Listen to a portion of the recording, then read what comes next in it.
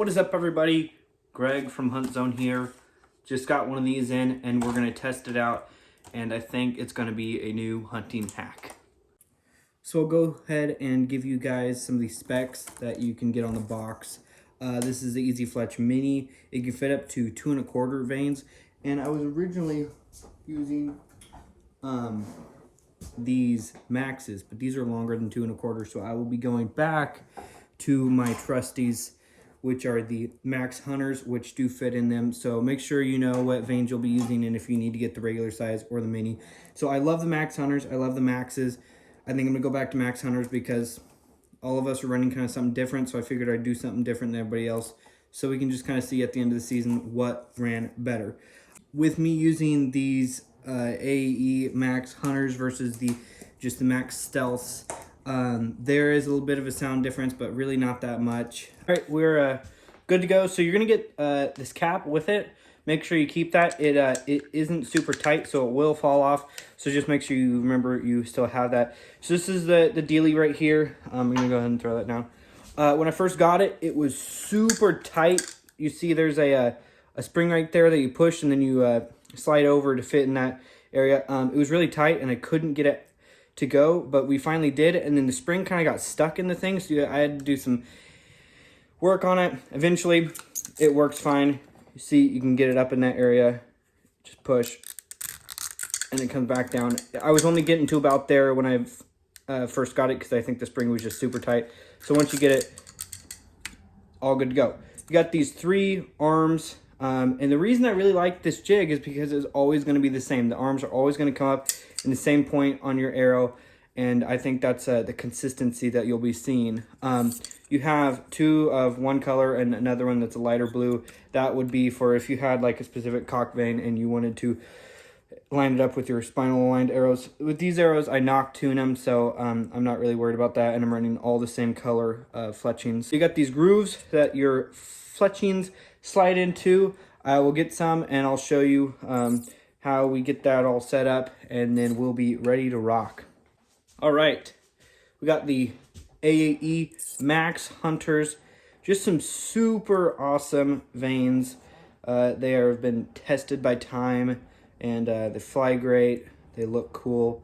We did a comparison to Blazers, which I'm not hating on Blazers, but I sort of am, because I just think if you're shooting after a while, you kind of got to realize Blazers aren't really where it's at. You need to move on, and we all had those days, but it was just a phase. So there's how they sit in there. They might bulge a little bit, but it's okay. Once it presses up against the arrow, it'll be good. With these, I have to prime them with the primer pin by AE, and then I have to use their AE Max Bond glue. All right, got the jig right here, and we're gonna go ahead and use a primer pin. Make sure you prime the pin too by just pressing it down once. Get these good and primed, because it does in fact matter.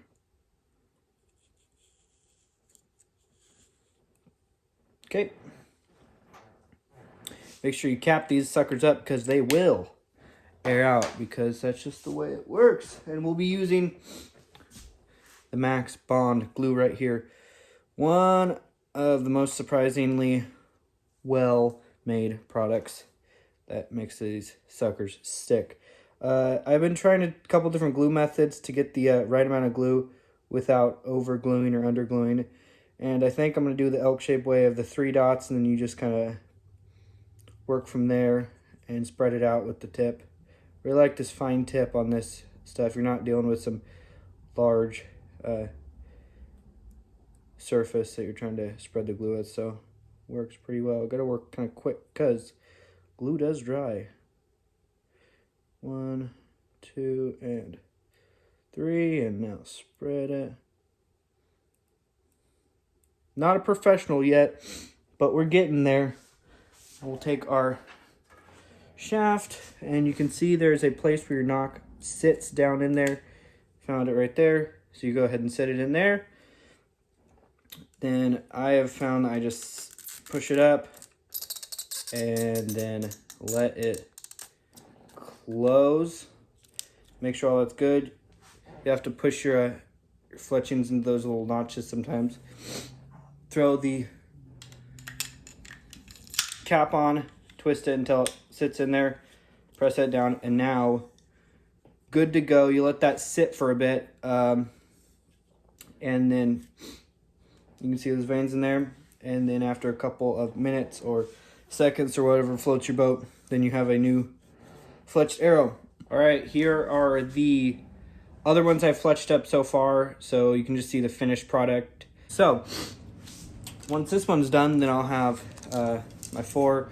I will need to do one more, but I don't need to show you guys that. So I think the Arizona Easy Fletch, if you are a hunter and you need to fletch a lot of arrows over a long period of time because you're constantly practicing and breaking stuff, I think this is a game changer. If you are into competition to where you need to make everything super perfect and you maybe use a fancier jig, but you have an actual pro shop that you do stuff in, then yeah, that's probably a better option for you. But if you're constantly redoing fletchings and trying up new things and hunting with them, because when you hunt, you usually destroy stuff very quickly, then I think this is a great option for the price, because I believe this is going to be under $70 total to your door.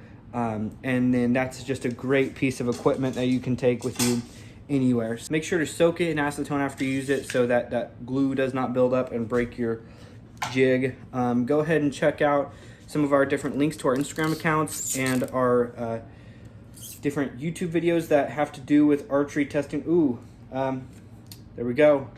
Good looking arrow, and I'll go ahead and clean this up. And with that, you guys have a fantastic rest of your evening, and Merry Christmas, because it is that season.